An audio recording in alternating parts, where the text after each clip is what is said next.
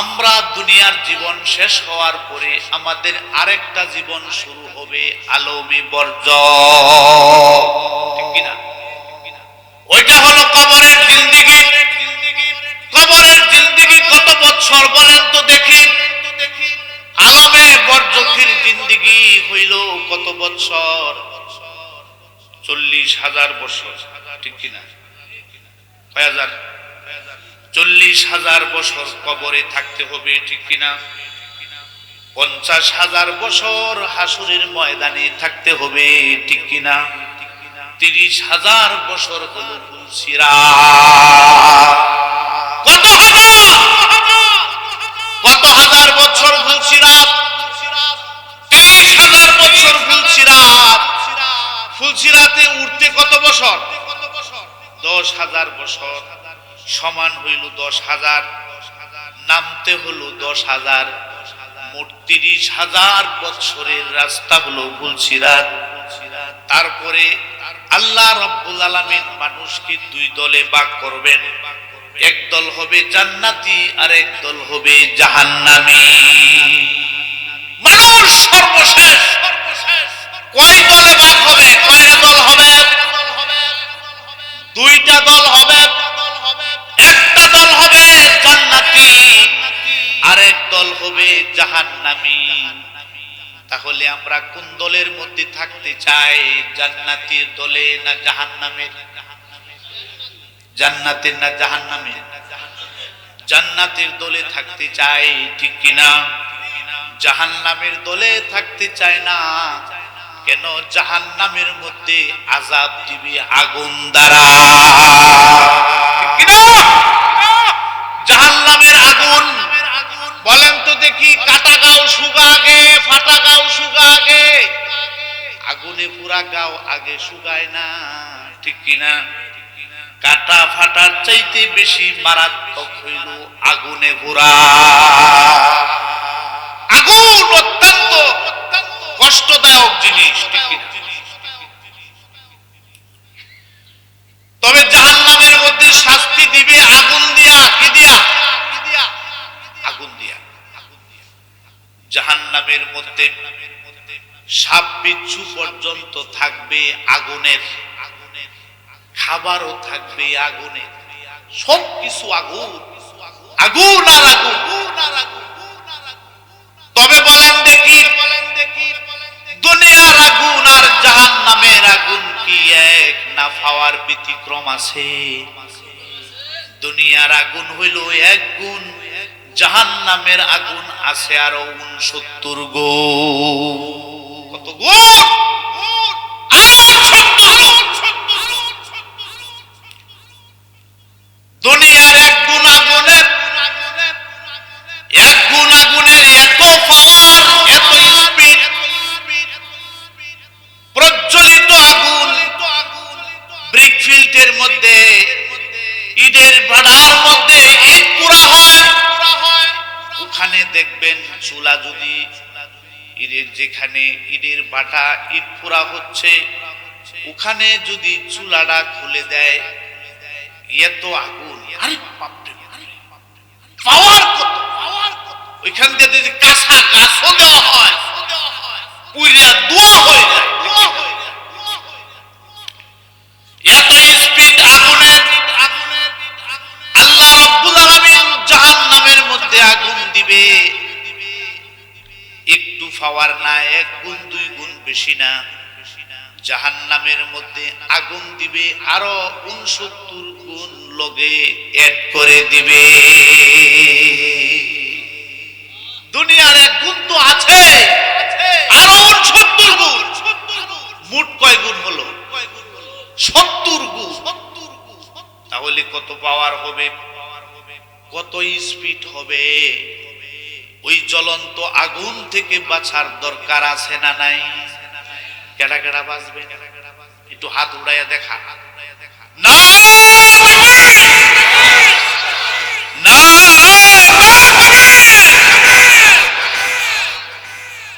মাশাআল্লাহ, মাশাআল্লাহ। তাহলে আমরা কেউ জাহান্নামে যাইতে চাই না, সকলেই আমরা জান্নাতের মধ্যে যাইতে চাই। জাহান্নামের মধ্যে শুধু অশান্তি আর অশান্তি, জান্নাতের মধ্যে আছে শুধু শান্তি আর শান্তি। জাহান্নামের আগুন থেকে বাঁচার জন্য, জাহান্নামের আগুন থেকে বাঁচার জন্য আল্লাহ পাক বলে দিয়েছেন, ইয়া আইয়ুহাল্লাযীনা আমানু কু আনফুসাকুম ওয়া আহলিকুম নারা। আল্লাহ পাক বলে দিয়েছেন, হে ঈমানদারেরা, তোমরা জাহান্নামের আগুন থেকে নিজেরা বাঁচো, তোমাদের আহালকে বাঁচাও, তোমাদের পরিবার পরিজনকে বাঁচাও, তোমাদের অধীনস্থ লোকদেরকে বাঁচাও।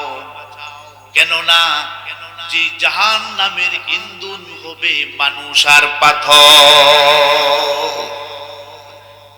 জাহান্নামে আগুন জ্বালানো বড় কঠিন হবে, অত্যন্ত কঠিন। আচ্ছা, পাথর শক্ত জিনিস না?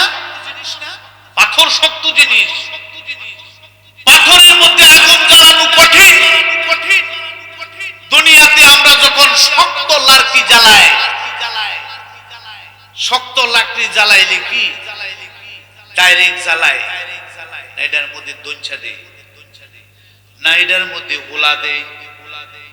যদি দঞ্চাও নাই হুলাও নাই, তারপরে দুগলা খের হইলে দেই, ঠিক কিনা? তারপরেও যদি খের না থাকে তাহলে টিস্যু হইলে দেই। আগে নরম লাকড়ি জ্বালায়া তারপরে শক্ত লাকড়ি জ্বালাইতে হয়।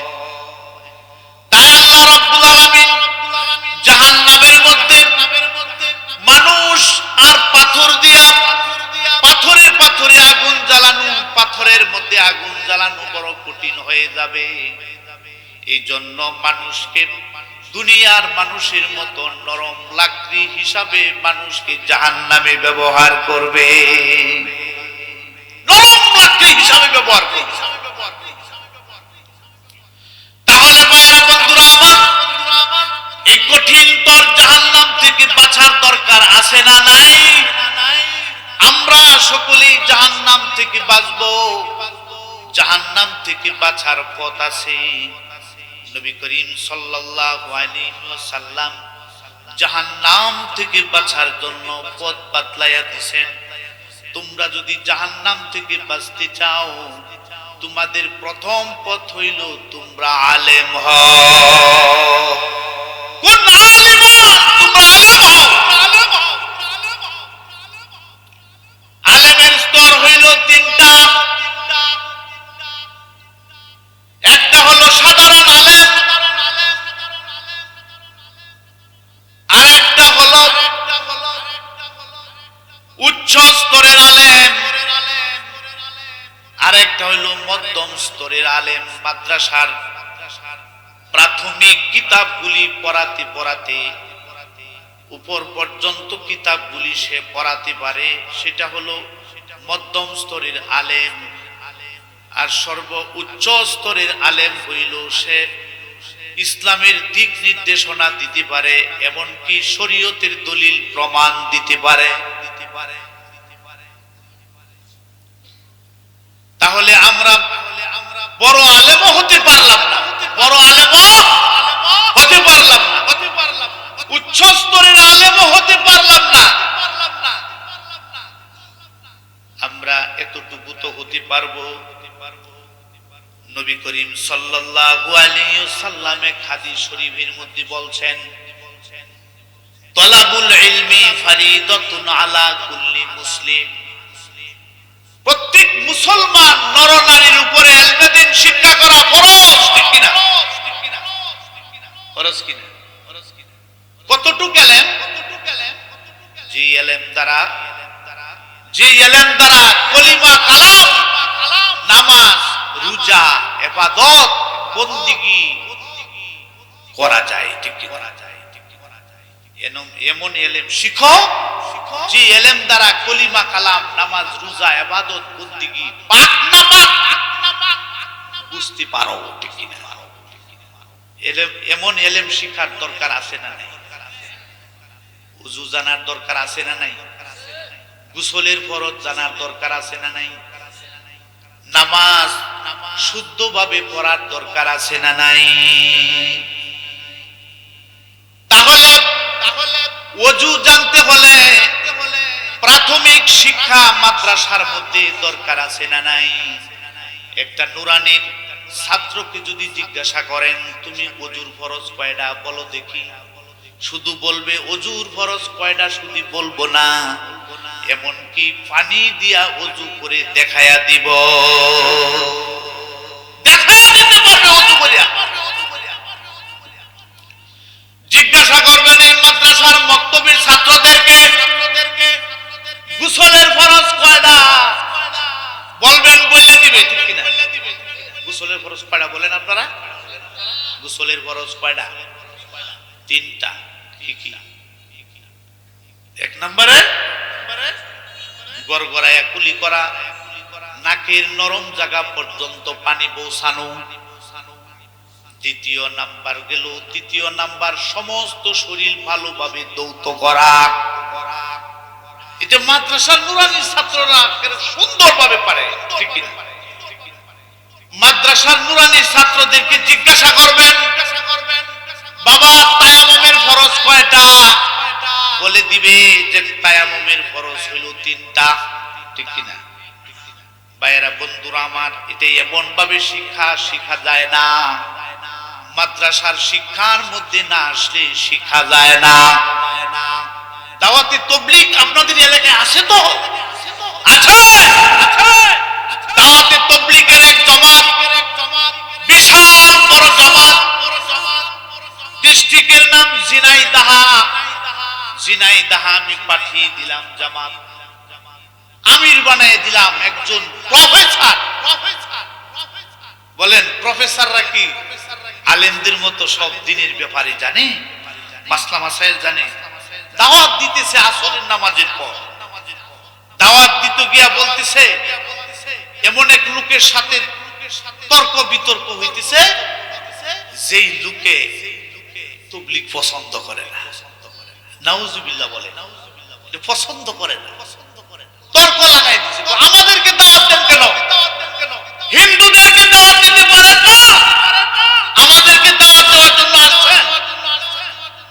বিশাল তর্ক লেগেছে। এখন তো সে তর্কে আর জিততে পারতেছে না। আমি বললাম একটু আমাকে একটু আগে দেন, আমি সাপ একটু আগে দিল আমাকে। আমি গেলাম সামনে, গিয়া বললাম ভাইজান, সালাম দিয়া বললাম আপনি কেমন আছেন? ও ভালো আছি। তবে আপনি তো তাবলীগ করেন, বলেন দাওয়াত আমাদেরকে দিবেন কেন, হিন্দুরারে দিতে পারেন না? আমি বললাম ভাইজান, দুইজন পানির মধ্যে পড়তেছে জাপায়া, একজন হলো আমাদের নিজের ভাই, আরেকজন হলো আরেকজন অন্যজন, চিনি না। কারে বাঁচাইবেন আগে? কাকে বাঁচাইবেন বলেন? ও আগে নিজের ভাই। আমি বললাম আপনি মুসলমান, আপনি হলেন আমাদের নিজের ভাই, আপনাকে আগে বাঁচানোর দরকার। এই জন্য মুসলমানদেরকে আগে দাওয়াত দিতে হয়। আপনাদের এই মহল্লা বিশাল বড় মহল্লা, শুনছি মসজিদও বড়, কিন্তু আসরের নামাজের মধ্যেও মুসল্লি পাইলাম না। আমাদের 28 জন সাথী ছাড়া আর কোন লোক দেখি না। মাগরিবের নামাজেও তাই, আশার নামাজেও তাই, ফজরের নামাজেও তাই। তাহলে আপনাদের মহল্লার মধ্যে মুসলমানের অভাব না? বহুত মুসলমান আছে, আমি ওই মসজিদের মধ্যে নাই কেন? এই জন্যই তো মুসলমানদেরকে দাওয়াত দেওয়া লাগে, ঠিক কিনা? আমরা তো নামাজ জানি, রোজা জানি, গোসল জানি, সব জানি। আমি বললাম ঠিক আছে ভাইজান, আপনি অনেক কিছুই জানেন, আপনার সাথে মুজাকারা করে আমরা এশার নামাজের পরে বসে বসে শিখব। তবে ফট করিয়া আমির সাহেব খুশা মারছে, বলেন তো দেখি আপনি তো সব পারেন, বলেন দেখি ওযুর ফরজ কয়টা? বলেন ওযুর ফরজ কয়টা? হ্যাঁ তো কয় ওযুর ফরজ 19টা। কয়টা? 19টা।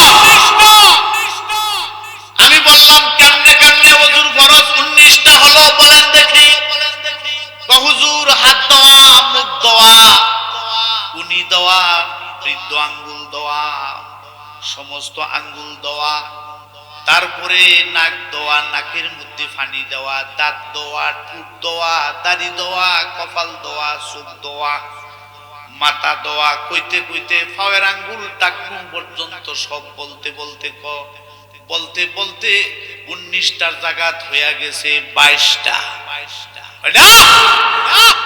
আমি বললাম আপনি বলেন 19টা, এখন বলছেন 22টা, কারণ কি? হুজুর আরো জানি শর্মে কই না, আরো বলে জানে শর্মে কই না। পরে জিজ্ঞাসা করলো বলেন তো দেখি ওযুর ফরজ, বললেন গোসলের ফরজ কয়টা বলেন তো দেখি। হুজুর এটাও কি পারতাম না, 3টা। কয়টা? মাশাআল্লাহ 3টা কইছেন, মাশাআল্লাহ। বলেন তো দেখি কেমনে কেমনে। হুজুর সাবান, গামছা, তল্লা। আর তায়াম্মুমে লাভ আছে, আছে তায়াম্মুমে লাভ। আচ্ছা ঠিক আছে, সব তো কইলেন, আমি সবে বলেন তো দেখি ফজরের নামাজ কত রাকাত?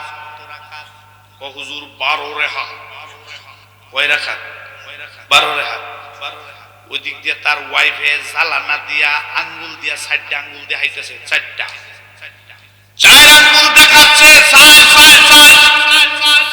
সেই দিক দিয়ে লাগে কয় তোর সাইরে বুঝি মানবো, 12 কইছি তাই মানে না, তোর সাইরে মানবো। এই হইল অবস্থা। ভাইয়েরা, বন্ধুরা আমার, তাহলে আমাদের জাহান্নাম থেকে বাঁচার জন্য 1 নাম্বার পথ আল্লাহর নবী বাতলায়া দিয়েছেন। 1 নাম্বার পথ হলো কুন আলিমান। তোমরা যদি জাহান্নাম থেকে বাঁচতে চাও তাহলে আলেম হও। আলেম হতে গেলে মাদ্রাসার মধ্যে পড়ার দরকার আছে না না? তোমরা আলেম হও। আলেম হইতে পারলাম না, তবে জাহান্নাম থেকে বাঁচার পথ 2 নাম্বার পথ হইল আও মুতাআল্লিমান। আলেমের ছাত্র হও। আলেমের ছাত্র হওয়া হইল জাহান্নাম থেকে বাঁচার 2 নাম্বার পথ। আলেমের ছাত্র তুমি যদি হও, কোনো মাদ্রাসার ছাত্র যদি মাদ্রাসা থেকে বাহিরে বের হয়, রাস্তার যদি বের হয়, বের হইলে এই মাদ্রাসার ছাত্রর জন্য আল্লাহ তাআলার রহমতের ফেরেশতারা নূরের পর বিছায়া দেয়। গর্তের পিপিলিকা পর্যন্ত দোয়া করে, সমুদ্রের মাছ পর্যন্ত তার জন্য দোয়া করে, এমনকি মাটি পর্যন্ত আরেক জায়গার মাটির সাথে ফখর করে। সুবহানাল্লাহ। কেন ফখর করে জানেননি? কেন পিঁপড়া দোয়া করে জানেননি? কেন মাছে দোয়া করে জানেননি?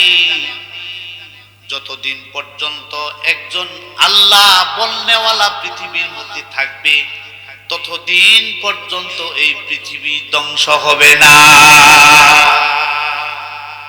আল্লাহ বলনেওয়ালা কোথায় তৈরি হয়? কোন জায়গায়? মাদ্রাসায় তৈরি হয়। ডাইরেক্ট বলবে,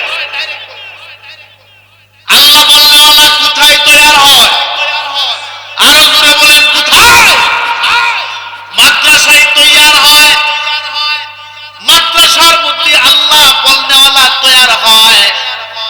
মাদ্রাসা যদি ঠিক থাকে, মসজিদের মধ্যে মুসল্লি ঠিক থাকবে, ঠিক কিনা? মাদ্রাসা ঠিক নাই, মসজিদের মধ্যে মুসল্লি পাওয়া যাবে না। এমনকি খানকার মধ্যে মুরিদ পাওয়া যাবে না, পিসাব পাওয়া যাবে না, তাবলীগের লোক পাওয়া যাবে না। মাদ্রাসা আছে ঠিক, মুসল্লি আছে ঠিক, তাবলীগ আছে ঠিক, ঠিক কিনা? ঈদের বাড়ার মধ্যে যদি ইট পুরা না হয়, তাহলে কি বিল্ডিং করা যাবে? তাহলে কি টয়লেট করা যাবে? মসজিদ করা যাবে? কিছুই করা যাবে না। ঈদের বাড়া যদি ঠিক থাকে, ঈদ যদি পুরা হয়, রাগা মারার ছেলের গাট না, ত্রিশাল আর বইলর নয়, যে কোনো জায়গায় হোক সেইখানে ঈদের ঘর হবে। তাহলে এই জন্য মাদ্রাসার মধ্যে আল্লাহ বলনেওয়ালা তৈয়ার হয়, পিঁপড়ার জন্য দোয়া করে আল্লাহ, আল্লাহ বলনেওয়ালা তুমি পৃথিবীর মধ্যে ঠিক রাখো। আল্লাহ বলনেওয়ালা যতদিন থাকবে ততদিন পৃথিবী ঠিক থাকবে, আসমান ঠিক থাকবে, বাতাস ঠিক থাকবে, আকাশ ঠিক থাকবে, চাঁদ শুরু সব কিছু ঠিক থাকবে, ঠিক না? আল্লাহ বলবে, একজনও আল্লাহ বলনেওয়ালা নাই। ইসরাফিল তুমি সিংহার মধ্যে ফুঁক দাও, বাঁশিটা বাজায়া দাও, এই পৃথিবীর আমার আর দরকার নাই। তাহলে আল্লাহ বলনেওয়ালা যতদিন আছে ততদিন পৃথিবীর সব কিছুই ঠিক থাকবে, ঠিক না? ভাইয়েরা, বন্ধুরা আমার, আমি আর একটু উদাহরণ দিয়ে আপনাদেরকে বুঝাই। আপনাদের এই জায়গার নাম কি? মাগুরজোড়া। মাগুরজোড়ার ছেলেকে যদি বিবাহ করানোর জন্য ত্রিশাল বইলরে যায়, ছেলে কি একা যায় না সাথে লোক যায়? সাথে লোক যায়। এই লোকদেরকে কি বলে? বর যাত্রী, ঠিক কিনা? বর যাত্রী, জামাইরে বলা হয় বর, ঠিক কিনা? সাথে যারা যায় তাদেরকে বলা হয় বরযাত্রী।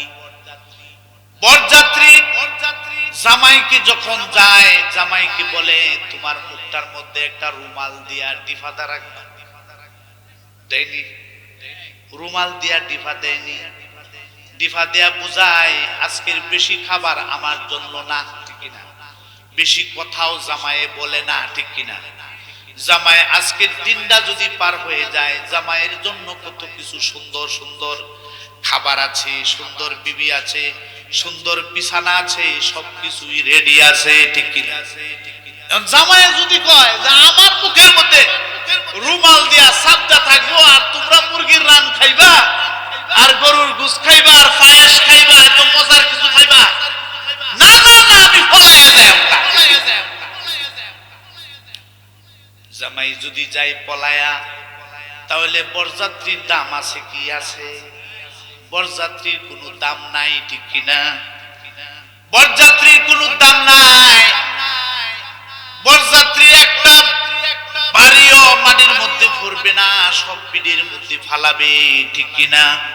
জামাই আছে যেখানে বরযাত্রীর দাম আছে সেখানে, জামাই নাই যেখানে বরযাত্রীর দাম নাই সেখানে।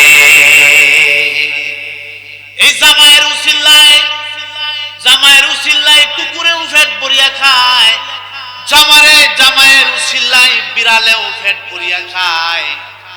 কিন্তু আল্লাহ রব্বুল আলামিন ইমানদার আল্লাহ বলনেওয়ালাদেরকে জামাইয়ের মতো পৃথিবীর মধ্যে পাঠাইছে।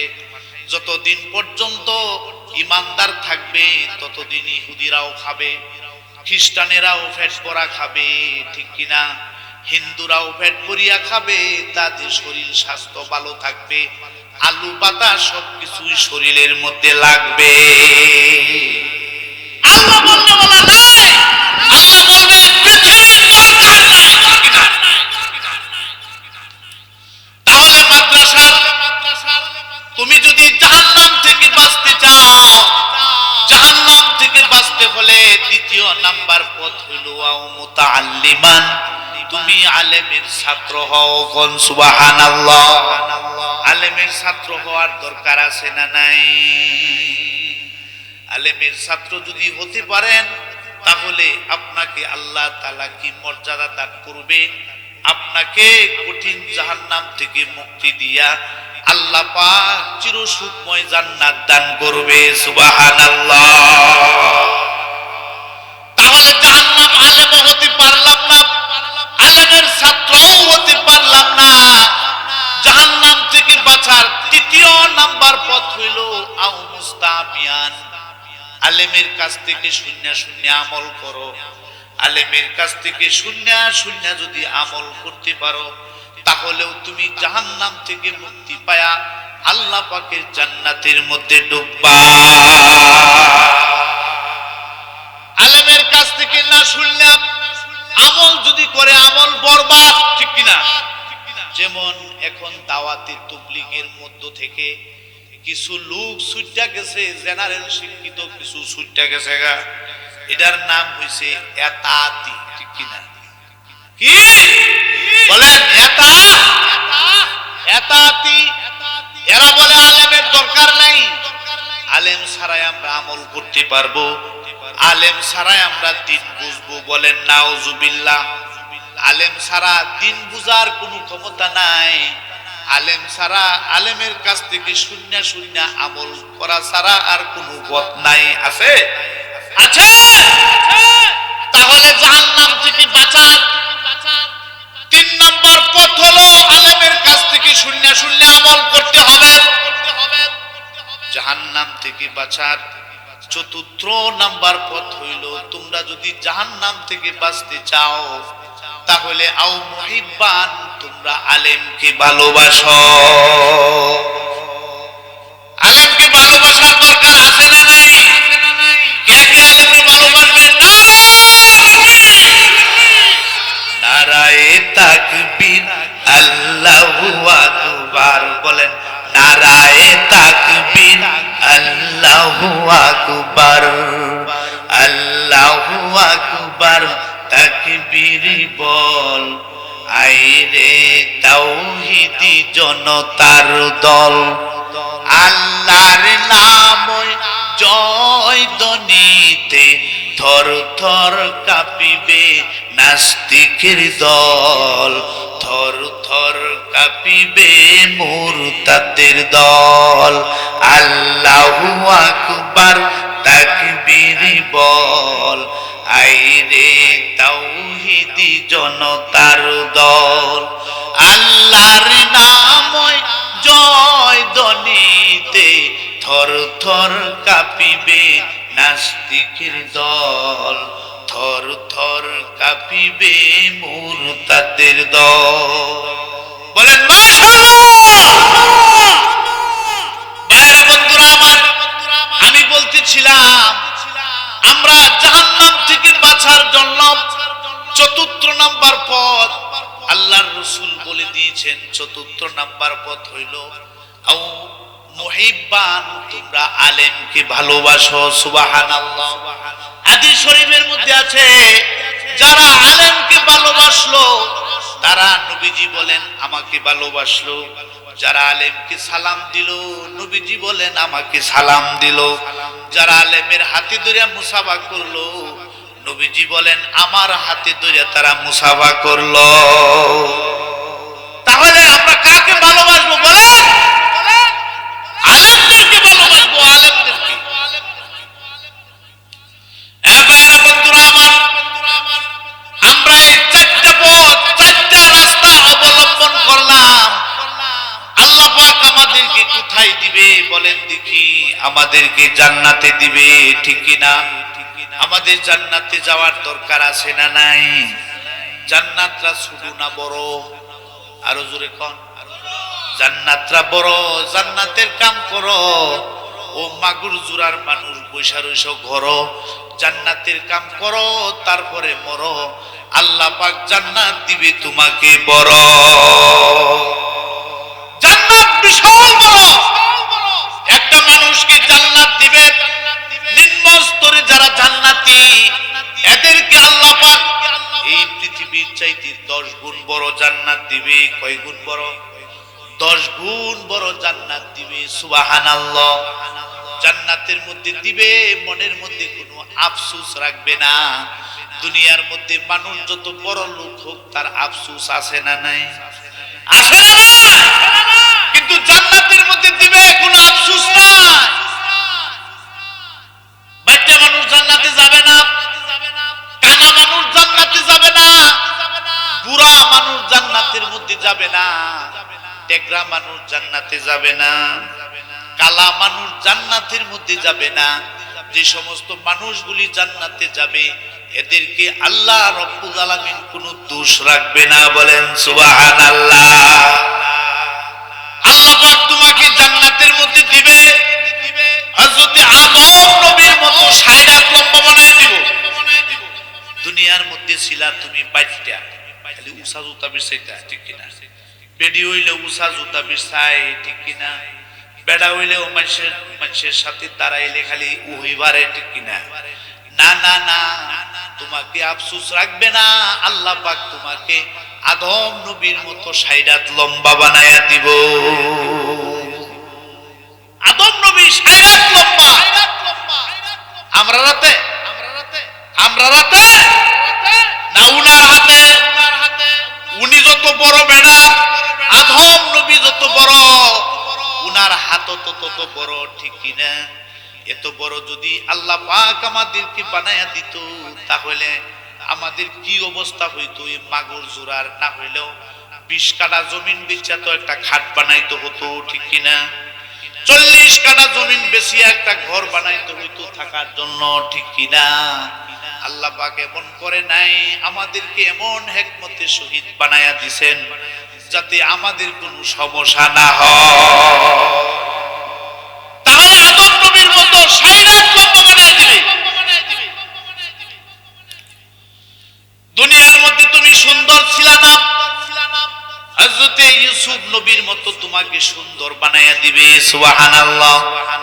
ইউসুফ নবী সুন্দর কম আছেন না বেশি?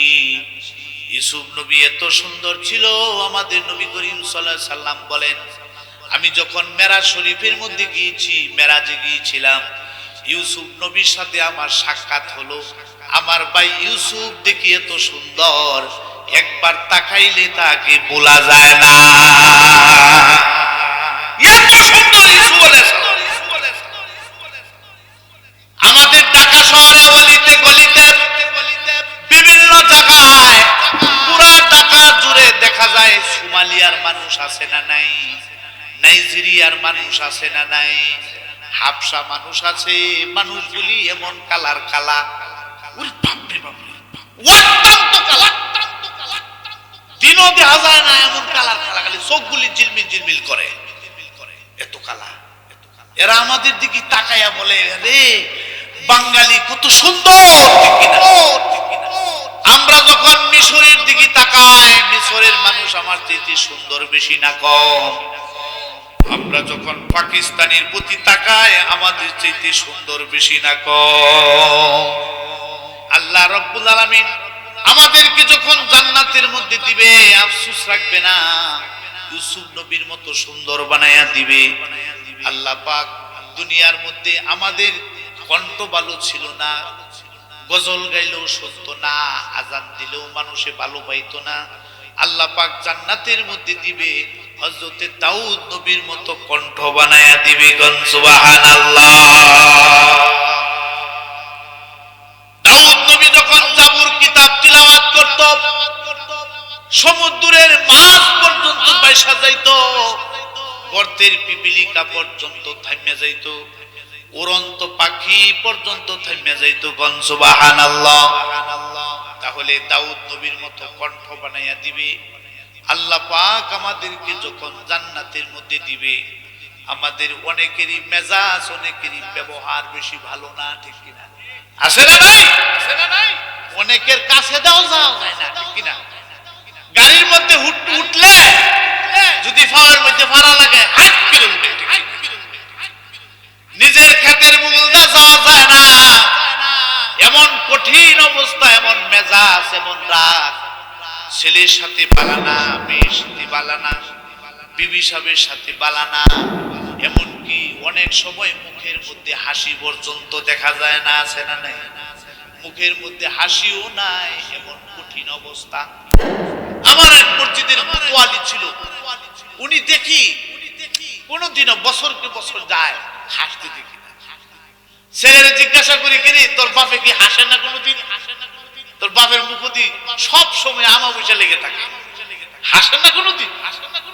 হুজুর হাসতে দেখি না আমি।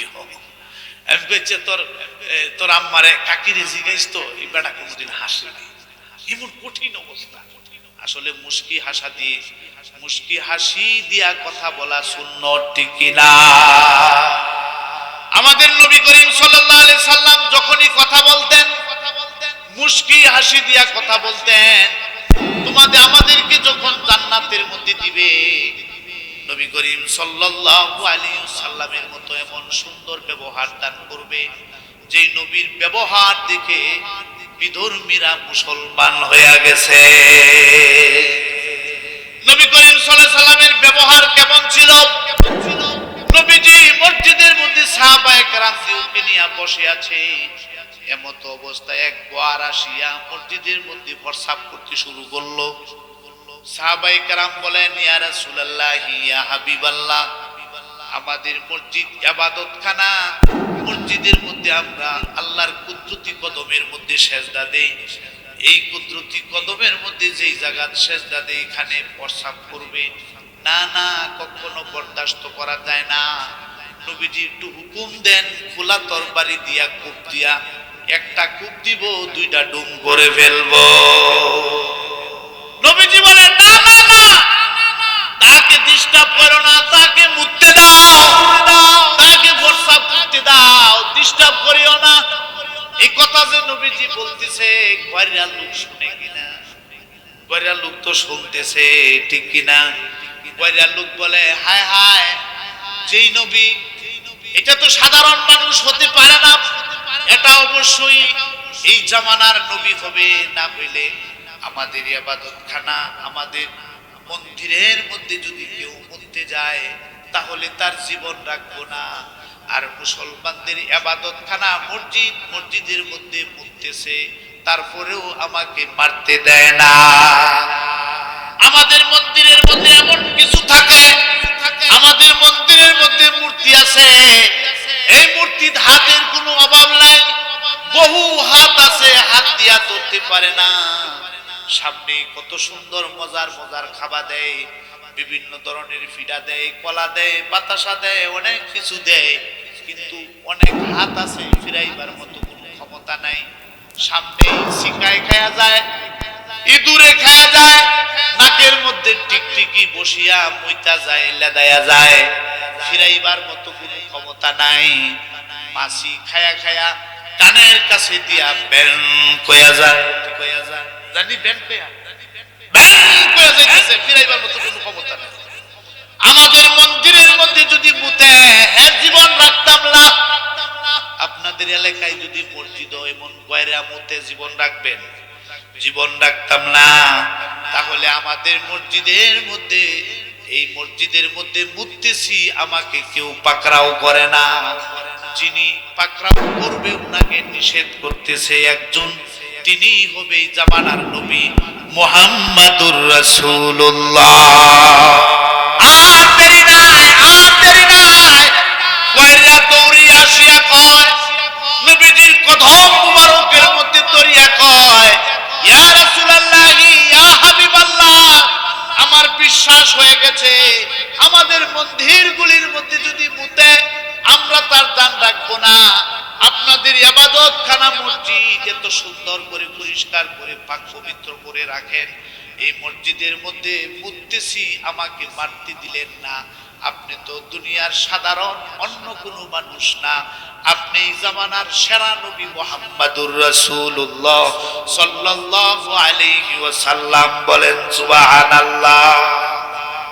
ওগো নবীজি, আমাকে কলমা পড়ে দেন, লা ইলাহা ইল্লাল্লাহ মুহাম্মাদুর রাসূলুল্লাহ সাল্লাল্লাহু আলাইহি ওয়াসাল্লাম কালমা পড়লেন, মুসলমান হয়ে গেলেন।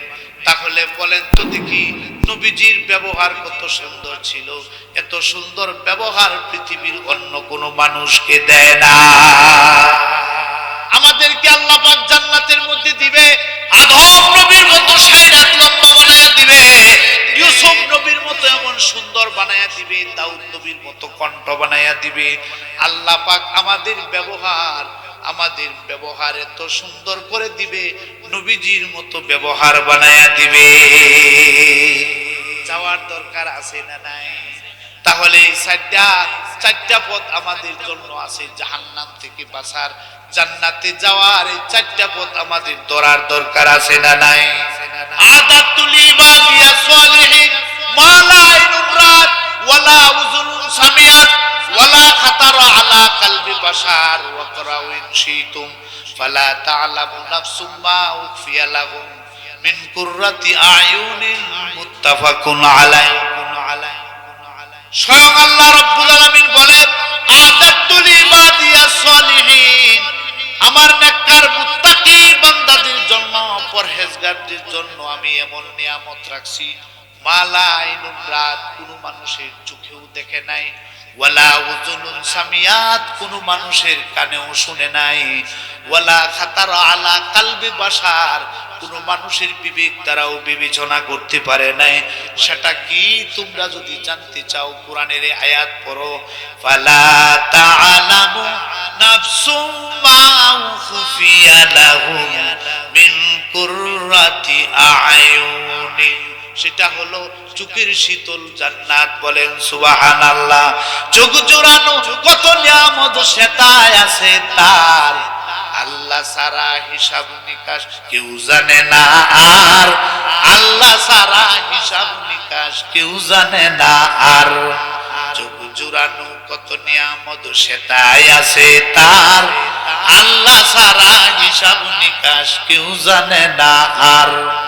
জান্নাতীরা খাইবে সেটাই নানান রকম খানা, হইবে না কবু তাদের পেশাব পায়খানা।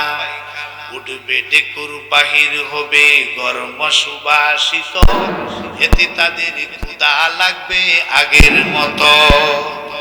দুনিয়ার খাবার খাইলে পেশাব হয়, পায়খানা হয়, কিন্তু জান্নাতের খাবার খাইলে পেশাব হবে না, কোনোদিন পায়খানা হবে না, অসুস্থ হবে না, গ্যাস্ট্রিক হবে না, ক্যান্সার হবে না। একটা যত পেট ভরিয়া খাও একটা গাম বাহির হবে, এই গামটাও মেশকো আম্বরের চাইতেও গ্রাম হবে। সুবহানাল্লাহ। জান্নাতের মধ্যে মানুষ কোনোদিন বুড়া হবে না, কোনোদিন মানুষের কারেন্ট বিল দেওয়া লাগবে না, গ্যাস বিল দেওয়া লাগবে না, শ্বশুর বাড়ির মধ্যে মিষ্টি নেওয়া লাগবে না। আল্লাহ রাব্বুল আলামিন নিম্ন স্তরে যারা জান্নাতি হবে তাদেরকে ৭২ জন হুরি দিবে। সুবহানাল্লাহ। কয়জন? আরো জোরে কোন কয়জন? ৭২ জন হুরি দিব।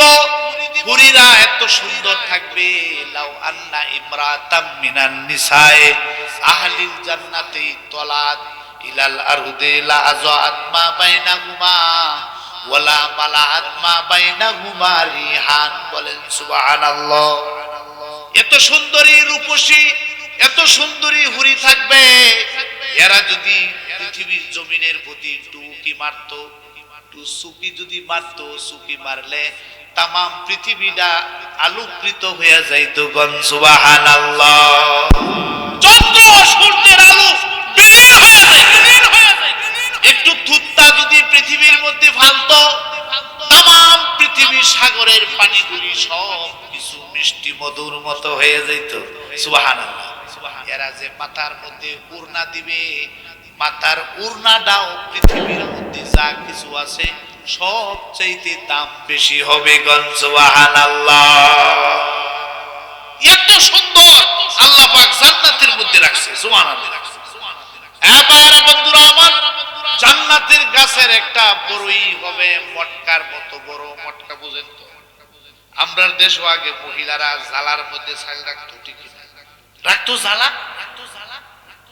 এই জালা এর চাইতে বড় আরো জালার মতোই মটকা, ঠিক কিনা? মটকার মতো বড়ই, বড় বড় বড়ই হবে। সুবহানাল্লাহ। মুহাদ্দিসিনে কেরাম বলেন, দুনিয়ার পাল্লা পাথর দিয়া মাপ দিলে জান্নাতের গাছের একটা বড়ই 12 মণ ওজন হবে। কয় মণ ওজন? 12 মণ ওজন হবে। এই জন্য বলছে মালা আইনুন রাত, কোন মানুষের চোখে দেখা নাই যে 12 মণ ওজনের বড়ই কোনদিন দেখছে? দেখছেন কোনদিন? কোনদিন দেখেন নাই। কয়টা দানের নাম জানেন? কয়টা কলার নাম জানেন? ঠিক কিনা? একটা দেশের নাম আছে উগান্ডা, মরিশাস। বলেন সুবহানাল্লাহ। আল্লাহ তাআলা পৃথিবীর মধ্যে কত কিছু রাখছেন। একটা দেশের নাম আছে উগান্ডা, মরিশাস। এই দেশের মধ্যে কোনো ভাত নাই, আদা নাই, গম নাই, কোনো কিছু নাই, শুধু আছে কলা আর কলা। যেখানে যাইবেন, দোকানে গেলেও কলা, হোটেলে গেলেও কলা, বাসাত গেলেও কলা। কলা খাইয়া হোক মানুষ বিশাল বিশাল। একজন মানুষ বাংলাদেশে 2-3 জনের সমান বড়, এত বিশাল বড় এই কলা খায়া। কলার মধ্যে ভিটামিন আছে না নেই? কত জাতের কলা আছে, কয়টা কলার নাম জানি। কত প্রকারের খেজুর আছে, কয়টা খেজুরের নাম জানি, ঠিক কিনা? কত প্রকার আঙ্গুর আছে, কয়টা আঙ্গুরের নাম জানি। কত প্রকারের আম আছে, কয়টা আমের আমরা নাম জানি, ঠিক কিনা? এখনো একটা আম পাওয়া যায়, জানেন? এখনো একটা আম পাওয়া যায়, আমের নাম হইল কাটিমুন। আমের নাম কি? কাটিমুন। এটাই রাজশাহীতে হয়। আমি বললাম যে এখনো আম, শীত ছিল না, সে গেছে অনাম। হুজুরি আমের নাম কাটিমুন। এই আম হুজুর সব সময় পাওয়া যায়, 12 মাস পাওয়া যায়। 300-350 টাকা কেজি। কেনা কিনা খাইব, পয়সা কামড়ায় এরা না খাইতো, ঠিক কিনা? তাহলে অনেক কিছু আল্লাহ পাক জান্নাতের মধ্যে রাখছেন। দুনিয়ার মধ্যে এত কিছুর নাম জানি না, কিন্তু জান্নাতের মধ্যে আল্লাহ তাআলা এর চাইতে কোটি কোটি গুণ বেশি রাখছে। সুবহানাল্লাহ। নবী করিম সাল্লাল্লাহু আলাইহি ওয়াসাল্লাম মেরাজের মধ্যে যাইয়া আল্লাহ পাক নবীজিকে জান্নাত দেখাইলেন। হুজুর এসে বসে গেছে, তাহলে আমি শেষ করি, কি বলেন? নবী করিম সাল্লাল্লাহু আলাইহি ওয়াসাল্লাম মেরাজের মধ্যে যাইয়া আল্লাহ পাক নবীজিকে জান্নাত দেখাইছেন, জাহান্নাম দেখাইছেন। নবীজি জান্নাত দেখিয়া আসিয়া বলেন, জান্নাত এত সুন্দর, এত মনোরম, এত আল্লাহ রাব্বুল আলামিন সাজায়া গুছায়া রাখছেন। কেউ যদি একবার জান্নাত দেখে এটার মধ্যে না ঢুকিয়া তার শান্তি হবে না। এত সুন্দর সুবহানাল্লাহ। আল্লাহ রাব্বুল আলামিন জাহান্নামও দেখাইছেন নবীজিকে। নবীজি বলেন, জাহান্নামও আমি দেখছি। জাহান্নাম এত ভয়ঙ্কর, এত শাস্তির জায়গা জাহান্নাম।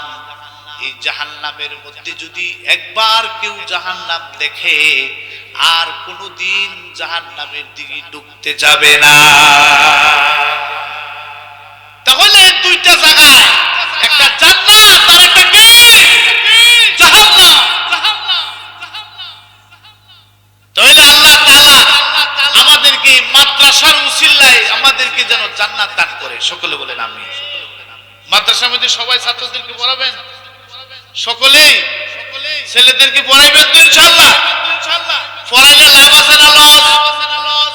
মাদ্রাসার মধ্যে যদি আপনার ছেলেকে মাদ্রাসার মধ্যে পড়ান, দুনিয়ার মধ্যেও লাভ আছে, আখেরাতে তো লাভ আছে, কবরের মধ্যেও লাভ আছে।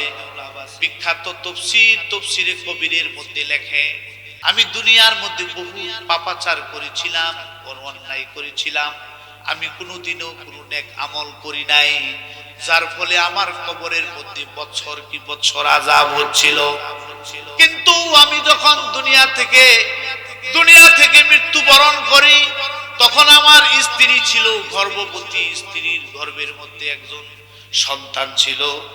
এই সন্তানটা ভূমিষ্ঠ হলো, ছেলেটার বয়স যখন 6 বছর পুরা হলো, ছেলেটাকে নিয়ে তার মায়ের মক্তবের মধ্যে নিয়ে যখন ভর্তি করাইয়া দিল, উস্তাদজি মাদ্রাসার প্রথম সবক উচ্চারণ করাইয়া দিলেন, বিসমিল্লাহির রহমানির রহিম। মাদ্রাসার প্রথম সবক বিসমিল্লাহির রহমানির রহিম, প্রথম সবক। এর অর্থ কি? বিসমিল্লাহির রহমানির রহিম, আমি শুরু করিতেছি পরম করুণাময় দয়ালু আল্লাহর নামে, ঠিক কিনা? আল্লাহর নামে আমি শুরু করতেছি, যিনি রহমান এবং রাহিম। আল্লাহ তাআলা বলেন, যার সন্তান আমাকে রহমান বলে, যার সন্তান আমাকে রহিম বলতেছে, তার কবরের মধ্যে যদি আযাব দেই, তাহলে আমার রহমান আর রহিম নামের মর্যাদা থাকে কোথায়? এই আযাবের ফেরেশতারা আযাব দিতে পারবে না। আমার রহমান আর রহিম নামের কলঙ্ক হয়, ডাইরেক্ট আযাব বন্ধ করে দাও। সাথে সাথে আযাব বন্ধ করে দিলেন, জান্নাতের সাথে যোগাযোগ করে দাও, জান্নাতের সাথে যোগাযোগ করে দিলেন। এই জন্য আমার কবরের মধ্যে আল্লাহ পাক শান্তি দিয়েছে। সুবহানাল্লাহ। এই মাদ্রাসার মধ্যে পড়াইলে আমাদের কবরের মধ্যে শান্তি দিবেন কে? তাহলে মাদ্রাসার দরকার আছে না নাই? এই মাদ্রাসার মধ্যে আমাদের ছেলেদেরকে পড়ানোর দরকার আছে না নাই? মাদ্রাসার ছাত্র লজিং রাখার দরকার আছে না নাই? এই মাদ্রাসার ছাত্ররা লজিং থাকবে, আপনার ঘরের মধ্যে লজিং থাকবে, আপনার টাকা দিয়া মাদ্রাসার ছাত্ররা পাঞ্জাবি বানায়া পড়বে। আপনার কি লাভ হবে দেখেন। আপনি যখন আল্লাহ পাক গুনার কারণে যখন জাহান্নাম অবতারিত হয়ে গেছে, যখন বাদিয়া জাহান্নামের শিকল দিয়া বান্দিয়া যখন জাহান্নামের দিকে নিয়ে যাবে, আল্লাহ রাব্বুল আলামিনের কাছে ডেকে ডেকে বলবে, আল্লাহ ও আল্লাহ, আমরা তো একটা হইলেও নেক আমল করেছিলাম, আমাদের বাড়ি মাগুর জোড়া ছিল, আমরা রুহুল আমিন রাজি সাহেব আমাদেরকে নিয়ে যে সুন্দর মাদ্রাসা প্রতিষ্ঠাতা করেছিল, সুন্দর মাদ্রাসার ছাত্রদেরকে লজিং রাখছিলাম, এই ছাত্রদেরকে পড়ার জন্য মাদ্রাসার মধ্যে টাকা পয়সা দিয়েছিলাম, মাদ্রাসার মধ্যে ছেলেদেরকে খাবারের ব্যবস্থা করে দিয়েছিলাম। আল্লাহ এই আমলের কারণে হইলেও আমাদেরকে জাহান্নাম থেকে বাঁচা। সাথে সাথে এই সমস্ত মানুষগুলি, মাগুর জোড়ার মানুষগুলি সামনে দিয়া ভিড় করবে, ভিড় করিয়া বলবে কোথায় যাও? এ হাফেজ সাহেব কোথায় যাও? এ কারি সাহেব কোথায় যাও? ও আমরা জান্নাতের মধ্যে যাচ্ছি, জান্নাতের মধ্যে যাও, আমাদেরকে নিয়ে যাও। কেননা আমরা তোমাদের মাদ্রাসার একজন সদস্য ছিলাম, আমরা মাহফিলের মধ্যে হইলেও টাকা দিয়েছিলাম, আমরা তোমাদেরকে লজিং রাখছিলাম, আমরা তোমাদের মাদ্রাসার উস্তাদদেরকে এক বদনা ফানি হইলে দিয়েছিলাম। আজকে এর উসিল্লা আমাদেরকে সুপারিশ করিয়া জান্নাতে নিয়ে যা। দেখবেন ওই সময় এই ছাত্রগুলি, হাফেজ সাহেবগুলি বলবে, আল্লাহ, একটু ডাক দেন,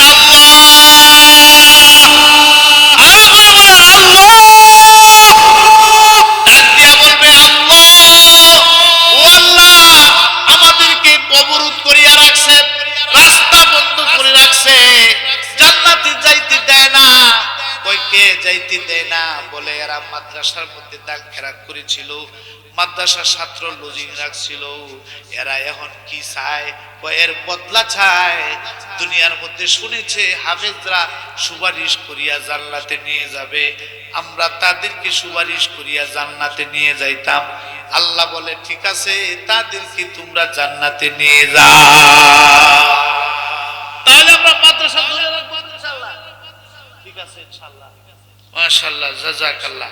হযরত আলোচনা করবেন, মাশাআল্লাহ, দেখতে যেমন সুন্দর, আলোচনাও তেমন সুন্দর হবে। এক এক ফুলের এক এক গান। আমি আপনাদেরকে কিছুক্ষণ সময় নষ্ট করেছি, দূর থেকে আসিয়া। আল্লাহ তাআলা আমাদের সকলকে আমল করার তৌফিক দান করুক, এই মাদ্রাসাকে ধরে রাখবার তৌফিক দান করুক, আমিন।